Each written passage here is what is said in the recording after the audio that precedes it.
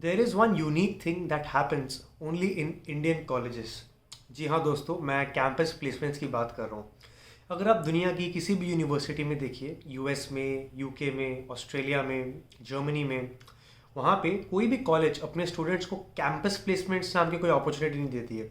Students वहाँ पे आते हैं, पढ़ाई करते हैं, they learn the concept, they get the degree and then they look for their jobs on their own. लेकिन हमारे इंडिया में थिंग्स फंक्शन डिफरेंटली, क्योंकि हमारी सोसाइटी इस तरीके से कंडीशन है कि आपको कॉलेज जाना है तो आपको जॉब के साथ आना ही पड़ेगा। तो there is a concept called campus placements, जिसके बारे में आपको पता ही होगा। तो आप पढ़ाई करते हैं हमारे कॉलेज में, एंड जब आप अपने कोर्स के फाइनल ईयर्स में होते हो, कैंपस में कुछ कंपनीज आती है जहाँ पे आपको इंटरव्यूज़ देने का मौका मिल जाता है। उनमें से एक कंपनी आप क्रैक कर लेते हो। तो ये जो कैंपस प्लेसमेंट्स का कॉन्सेप्ट है, ये हमारे स्टूडेंट्स को शॉर्ट टर्म पुश देता है। आप कॉलेज कंप्लीट करते हैं एंड कॉलेज ख़त्म होते साथ ही आपके पास एक कंपनी के हाथ से ऑफर होता है।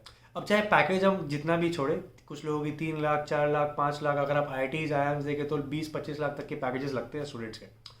लेकिन जनरली मोटा मोटी देखा गया कि अगर आप इंडिया के टॉप 15-20% कॉलेजेस में पढ़ाई कर रहे हो तो आपके हाथ में एटलीस्ट कुछ ना कुछ कैंपस ऑफर तो होता है। जैसा कि मैंने आपको बताया, शॉर्ट टर्म में तो ये अच्छा है, कॉलेज खत्म होते ही आपके पास एक जॉब ऑफर होता है एंड आपको एक्स्ट्रा मेहनत नहीं करनी पड़ती, एक्स्ट्रा 3-4 महीने वेट नहीं करते पड़ते to find interview opportunities and to get selected for a company. Basically a job is serve to you on a platter.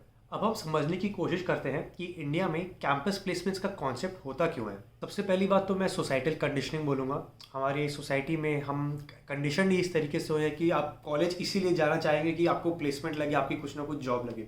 और शायद यही रीज़न है कि हर पेरेंट्स चाहता है कि उसका बेटा आईआईटी जाए, आईआईएम जाए, या तो कोई इंजीनियरिंग की डिग्री करे, जिसके बाद एक अश्योर्ड नौकरी तो होगी ही उनके पास। और कुछ नहीं, बहुत ज़्यादा अच्छी नौकरी नहीं तो कम से कम 25-30 हज़ार की नौकरी तो लगेगी ही लगेगी अगर आप इंजीनियरिंग और एमबीए की डिग्री करते हो तो। सेकंड, मैं बोलना चाहूँगा मार्केटिंग गिमिक। ये जो कॉलेजेस है हमारे इंडिया के, बहुत सारे कॉलेजेस तो ऐसे ही खुल गए हैं, प्राइवेट बिजनेसमैन के, पॉलिटिशियंस ने खोले हुए हैं बहुत सारे colleges. And the only way to attract more students into their crowd, more students into their college is by ensuring that students के कैंपस प्लेसमेंट लगे हैं। जो आप प्लेसमेंट रिपोर्ट्स देखते हैं कॉलेज की वेबसाइट्स पे, ये सब डॉक्यूमेंट्स जो होते हैं, these act as marketing gimmick and they use these placement figures, average package of 10 lakhs, 15 lakhs, 20 lakhs, and lure the students to come and join their campus next year. And अगर आपका college 10-12 lakh तक का average package दे रहा है, then my friends college को full fledged licence मिल जाता है fees को इंक्रीज करने का।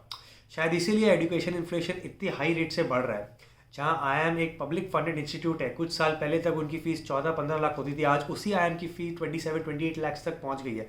जबकि एवरेज पैकेज में 23-24 से लेकर 26-27 ही आया, बहुत ज़्यादा सिग्निफिकेंट डिफरेंस नहीं है। But the cost of education in these institutes have increase substantially. Basically इसलिए कैंपस प्लेसमेंट्स इंडिया में बहुत एसेंशियल है, क्योंकि ये कॉलेजेस को और स्टूडेंट्स अट्रैक्ट करने के लिए हेल्प करता है। लेकिन अब हम डिस्कस करेंगे कि ये जो कैंपस प्लेसमेंट्स है, why this can be a curse for Indian students. पहली बात तो ये कि जब स्टूडेंट कोई कॉलेज ज्वाइन करता है तो उसको पता होता है कि कॉलेज की फाइनल ईयर में उसको इंटरव्यूज़ के लिए प्रिपेयर करना है, तो वो शुरू से ही कॉम्प्लिसेंट हो जाता है। उसको लगता है कि उसका जो कॉलेज का टाइम है उसको इसी तरीके से काटना है कि उसको कॉलेज के एंड में एक जॉब मिल जाए। So the focus completely shift from the subject that the student has enrolled in the college to study to how to build your profile to get the best job on campus. अब student अपने day to day activities को इस तरीके से align करता है कि वो ज़्यादा मार्क्स पे फोकस करता है, क्योंकि उसको शॉर्टलिस्ट चाहिए, हायर सीजीपीए पे फोकस करता है rather than more practical learning and getting into more deeper theoretical knowledge. वो क्लब्स ज्वाइन करता है, कमिटीज़ ज्वाइन करता है, बेसिकली हर चीज़ कोशिश करता है अपनी सीवी को स्ट्रॉन्ग करने के लिए। लेकिन वो कॉलेज में जो स्टडी कोर्स पढ़ने के लिए आया है उसके कॉन्सेप्चुअल क्लैरिटी में ज़्यादा फोकस नहीं करता है। उसका जो दिमाग होता है वो एक तरीके से बंद जाता है, क्लोज हो जाता है, एंड वो ओपन पर्सपेक्टिव से सोच ही नहीं पाता है कि अभी तो उसकी जॉब लग जाएगी, लेकिन लॉन्ग टर्म पर्सपेक्टिव में जो लर्निंग अपॉर्चुनिटी वो कॉम्प्रोमाइज़ कर रहा है, it is not going to help him that much. एक और एस्पेक्ट है, जब आपको कॉलेज में कैंपस प्लेसमेंट्स के थ्रू आपके हाथ में ऑफर डायरेक्टली दे दिया जाता है, इंटरव्यू अपॉर्चुनिटीज़ आपको दे दी जाती है, तो my friends you don't tend to do networking. और जो स्टूडेंट्स खुद से मेहनत करके जॉब खोजते हैं by reaching out to more people, doing more outreach, networking with more people, they tend to learn much more life skills very early in life as compared to students who have been served jobs on a plateau. And एक चीज़ तो आप जानते हैं, हमारे India के specifically engineering college को अगर हम देखें तो मास रिक्रूटमेंट एंड कैंपस रिक्रूटमेंट का एक कॉन्सेप्ट होता है, जिसमें पहले से ही किस कॉलेज ने उन कंपनीज के साथ टाइप किया हुआ है कि हमारे कॉलेज से आप 500, 1000, 1200 बच्चे लेके जाएंगे एट मिनिमल सैलरी, 3-3.5 लाख की सैलरी में, even after they are spending 15-20 lakhs for acquiring their degree. अब आप देखिए, क्योंकि आपकी सोच ही इतनी शैलो है, आपको ऐसा लगता है कि जो कॉलेजेस कंपनी में आएगी वही आपका एंड गोल है, आपको उन्हीं कॉलेज में प्लेस कर होना है। लेकिन आपको ये नहीं पता कि इस पर्टिकुलर कॉलेज में जो कंपनीज आती है उसके बाहर भी एक दुनिया है, उन कंपनीज में भी आप अप्लाई कर सकते हो, right? So you restrict your self, and at the end of your college degree you end up taking that 3 lakh rupee job where you could have put in more effort, network with more people and could have got a job offer upwards of 6 to 7 lakhs per annum. एक और aspect है why Indian youth are also unhappy because of campus placements, और वो ये है क्योंकि student की एक बार जब कैंपस प्लेसमेंट में जॉब लग जाती है, ठीक है, तो वो एक एरिया पकड़ लेता है, एक लाइन पकड़ लेता है, एंड सिंस वो पर्टिकुलर लाइन उसका खुद का एरिया ऑफ इंटरेस्ट नहीं है, it has been given to him on the basis of the first company that he has cracked on campus, वो उस पर्टिकुलर एरिया ऑफ स्टडी के साथ 2-3 साल आगे बढ़ता है, and then he realises that is not what he really wants to do.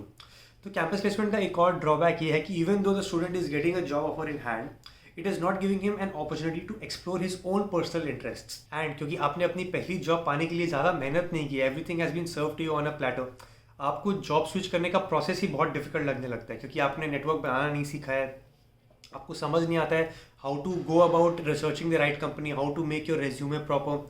तो इसलिए आप ये सब core skills that is required for job switching in later stage of your career, आप ये चीज़ अपने कॉलेज के टाइम पे सीख नहीं पाते हो, because your college and the placement committee is assisting you in getting a job in your hand, but these are very important life skills that are going to help you in the long term which you are missing out on. So yes, even though campus placements के कुछ tangible benefits है, because it does actually help having a job offer in hand immediately after engineering. अगर आपने पढ़ाई के लिए loan लिया हुआ है, आपके ऊपर फाइनेंशियल प्रेशर है, आप एक अच्छी स्टेट ऑफ सोसाइटी से नहीं आते हो, इकोनॉमिकली थोड़े पुअर हो, तो अगर आप इन किसी कैटेगरी में आते हो तो आपके लिए campus placement might be a boon, but for someone who has a little bit of flexibility, comes from a decent background, having developed an ability to look for jobs outside of your campus so that you can get a kickstart in your career and get a better job in terms of the quality and in terms of the pay is going to help you in a much better way.